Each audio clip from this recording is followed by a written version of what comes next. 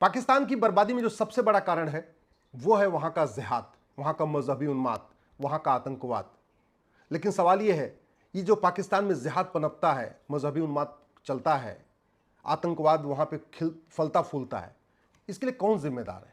इसके लिए जिम्मेदार है पाकिस्तान के मुल्ला मौलवी, पाकिस्तान के मरकज और पाकिस्तान के मदरसे, और सबसे ज्यादा जिम्मेदार है पाकिस्तान के मिनिस्टर और पाकिस्तान के मेजर। ये जो सेना के मेजर है ना, ये चाहते हैं पाकिस्तान बर्बाद हो। अब आप सोच रहे होंगे कि पाकिस्तान के मिनिस्टर क्यों चाहेंगे बर्बाद हो, पाकिस्तान के मेजर क्यों चाहेंगे पाकिस्तान बर्बाद हो जाए? क्योंकि जितना वो बर्बाद होगा उतना उसके बदले उनको पैसा मिलता है। पाकिस्तान बदहाल है, फटेहाल है, अर्थव्यवस्था चरमरा चुकी है, वहां पे मतलब लोग भूख के मारे मर रहे हैं। इसके बाद भी वहां मदरसे खुल रहे हैं और मरकजें खूब खुल रही हैं और बड़ी बड़ी बन रही हैं, शानदार बन रही हैं। जानते हैं पैसा कहां से आ रहा है? पाकिस्तान के मुल्ला मौलवी को पैसा कहां से आ रहा है? पाकिस्तान के मिनिस्टर को पैसा कहां से आ रहा है? पाकिस्तान के मेजर को पैसा कैसे आ रहा है? पाकिस्तान की आम जनता तो बदहाल है, लेकिन वहां मेजर 5-5 हजार करोड़ के मालिक हैं। वहां के जो सेना के अधिकारी हैं, कोई 10,000 करोड़ का मालिक है, कोई 20,000 करोड़ का मालिक है। पाकिस्तान की जनता भूखे मर रही है और पाकिस्तान के जो मिनिस्टर हैं वो 5-5 हजार करोड़ के मालिक हैं, 10-10 हजार करोड़ के मालिक हैं। विदेशों में शानदार उनकी कोठियां, शानदार उनके फार्म हाउस। तो ये पैसा कौन देता है? ये पैसा देती हैं हथियार बनाने वाली कंपनियां। जैसे दवा बनाने वाली कंपनी चाहती है कि ज्यादा से ज्यादा लोग बीमार हों, वैसे ही हथियार बनाने वाली कंपनी चाहती है कि ज्यादा से ज्यादा जिहाद हो, ज्यादा से ज्यादा मजहबी उन्माद हो और ज्यादा से युद्ध हो। अब युद्ध कौन करेगा? ये जिहाद कौन फैलाएगा? गुरुकुल के बच्चे तो जिहाद करने वाले नहीं, गुरुकुल के बच्चे तो हथियार खरीदने वाले नहीं। कॉन्वेंट स्कूल के पढ़े लोग भी ज्यादा हथियार नहीं खरीदते। तो ये हथियार कौन खरीदेगा? दूसरों पे गोली कौन चलाएगा? ये चलाते हैं मदरसा के बच्चे। तो मदरसा ब्रेन वॉश करता है, मदरसा मानसिक रूप से विकलांग बनाता है और बाद में वही जो मदरसे से निकले हुए लड़के हैं वो बाद में मरकज खोल लेते हैं। तो पहले गए मदरसे में और मदरसे से पहुंच गए मरकज में, और मरकज में उनकी फिर आतंकी ट्रेनिंग हो जाती है। और ये सारा का सारा काम हथियार बनाने वाली कंपनियां कर रही हैं। क्योंकि हथियार ये लाइफ टाइम तो होता नहीं है, ये 2 साल 3 साल में खराब हो जाता है। जैसे दिवाली के पटाखे हैं ना, वो ज़्यादा ज़्यादा 2 साल चलते हैं। आज इस साल जो पटाखा बन गया, इस साल दिवाली पे आपने चला दिया तो बहुत बढ़िया चलेगा, अगले साल दिवाली तक चलाया तो भी चल जाएगा, तीसरी दिवाली पे चलाएंगे फुस से कर जाएगा, बेकार हो जाएगा। तो ऐसे जो हथियार बनाने वाली कंपनियां हैं, इनका हथियार अगर 3 साल 4 साल में यूज नहीं हुआ तो बेकार हो जाएगा। और अगर किसी के पास हथियार रखा हुआ है तो दूसरा हथियार खरीदेगा नहीं। उदाहरण के लिए मान लीजिए हमारे घर में पटाखा खूब रखा हुआ है, तो हम नया पटाखा क्यों खरीदेंगे? हम तो उसी पटाखे को दिवाली पे यूज करते रहेंगे। तो हम बार बार पटाखा तब खरीदेंगे जब हर साल दिवाली पे हम पूरा पटाखा खरीद के खत्म कर दें, जिससे अगली साल दिवाली पे नया पटाखा खरीदें। तो वैसे हथियार बनाने वाली कंपनियां चाहती हैं कि जितना उनका हथियार बना है वो कोई देश खरीद ले और खरीदने के बाद उसको चला के खत्म भी कर ले, जिससे वो आगे से बनाए। हथियार का कारोबार बहुत ही प्रॉफिटेबल है। मतलब जो मिसाइल बनाने में 1 करोड़ रुपए लागत आती है टोटल, वो मिसाइल बिक जाती है 10 करोड़ रुपए की। तो 9 करोड़ की नेट प्रॉफिट है। अब सवाल यही है कि मिसाइल बन गई 1 करोड़ में और बिक गई 10 करोड़ में, 9 करोड़ का नेट प्रॉफिट हो गया। लेकिन अगर वो मिसाइल चलेगी नहीं तो जो हथियार वाली कंपनी है दूसरी मिसाइल क्यों बनाएगी? और मान लो बना भी देगी तो कोई उसको क्यों खरीदेगा?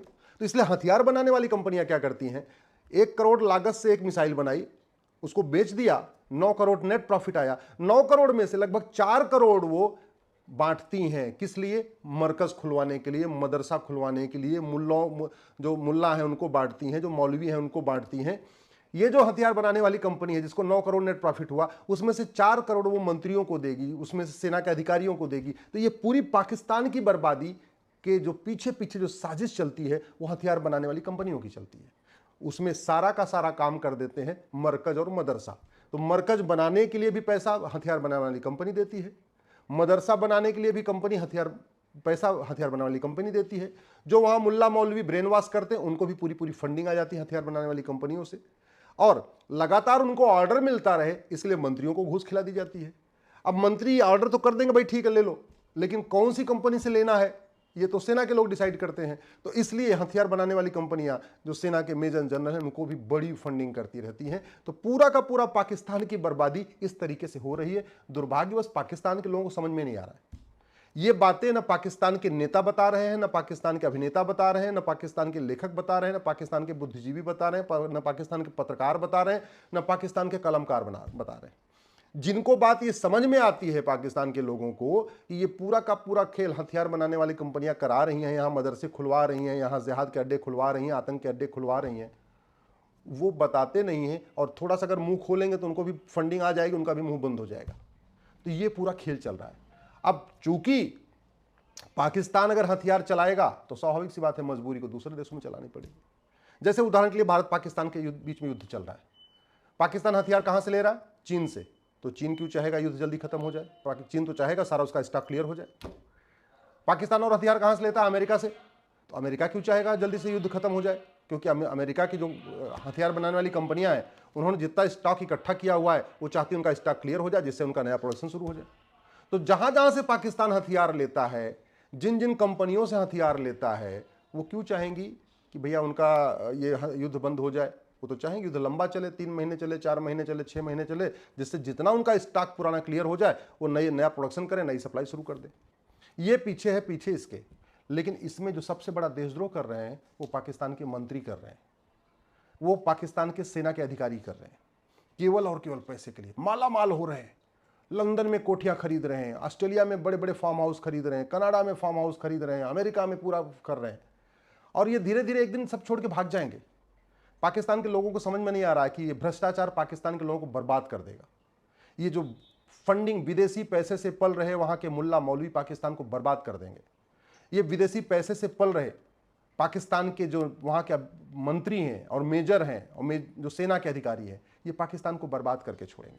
पाकिस्तान की आम जनता को समझ में नहीं आ रही है कि वहाँ पे जो मदरसे खोले जा रहे हैं, जो वहाँ की मरकज़ें खोली जा रही हैं, उसमें वहाँ के युवाओं को मानसिक रूप से विकलांग बनाया जा रहा है। उनकी सोचने समझने की क्षमता खत्म कर दी जा रही है, उनके अंदर इंसानियत को खत्म कर दिया जा रहा है, उनको एक चलता फिरता बम बनाया जा रहा है। और ये बम कौन बना रहे हैं? मुल्ला मौलवी, मिनिस्टर और मेजर मिल के बना रहे हैं। ये दुर्भाग्यवश उनको समझ में नहीं आ रही है।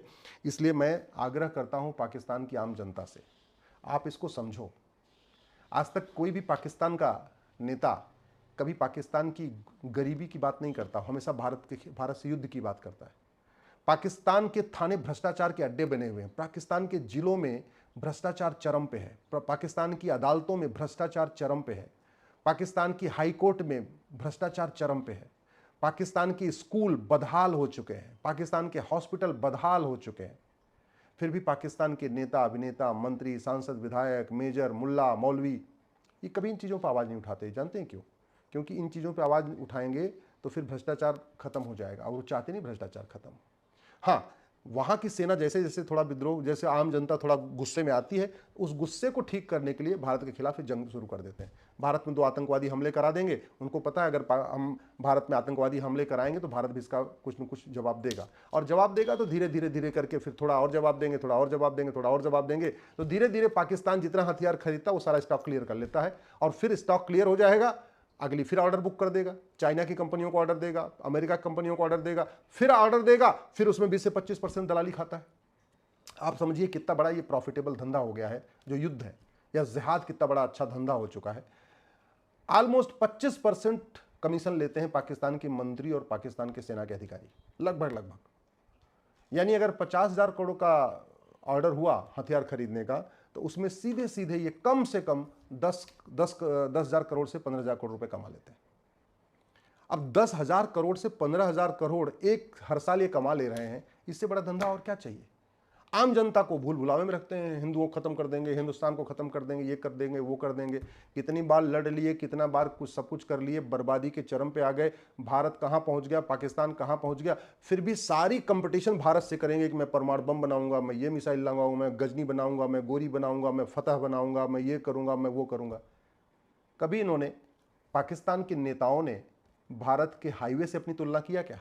कभी पाकिस्तान के नेताओं ने भारत के एयरपोर्ट से अपनी तुलना किया क्या? कभी पाकिस्तान के नेताओं ने भारत की जीडीपी से अपनी तुलना किया क्या?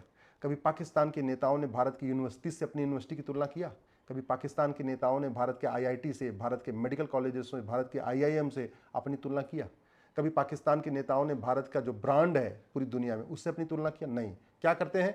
तुम्हारे पास परमाणु बम है, मेरे पास परमाणु बम, तुम्हारे पास हथियार है, मेरे पास हथियार है, कुल मिला के हथियारों का। और पाकिस्तान की जनता को समझ में नहीं आ रहा कि सारा का सारा ये कमीशन के लिए कर रहे हैं, सारा का सारा माल कमाने के लिए कर रहे हैं। इसलिए पाकिस्तान के सेना और पाकिस्तान के मंत्री बार बार युद्ध करते हैं।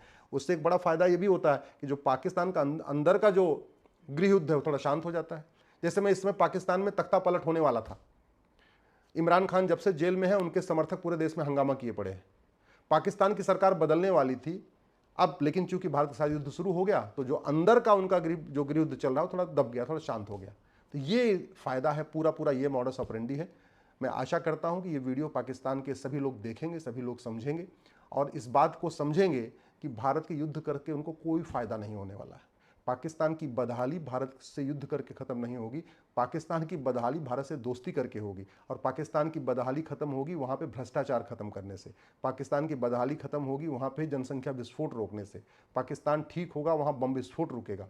पाकिस्तान तब ठीक होगा जब वहाँ के मदरसे बंद होंगे, वहाँ के मरकज़ें बंद होंगी, वहाँ के मुल्ला वहाँ से भागेंगे, वहाँ के मौलवी वहाँ से भागेंगे, वहाँ के भ्रष्ट नेता भागेंगे, वहाँ भ्रष्ट सेना के अधिकारी भागेंगे, तब पाकिस्तान बदहाल होगा। भारत से जंग करने के बाद पाकिस्तान और बदहाल हो जाएगा और यही अगर हालत रही तो बहुत जल्दी पाकिस्तान के 2 से 3 टुकड़े हो जाएंगे।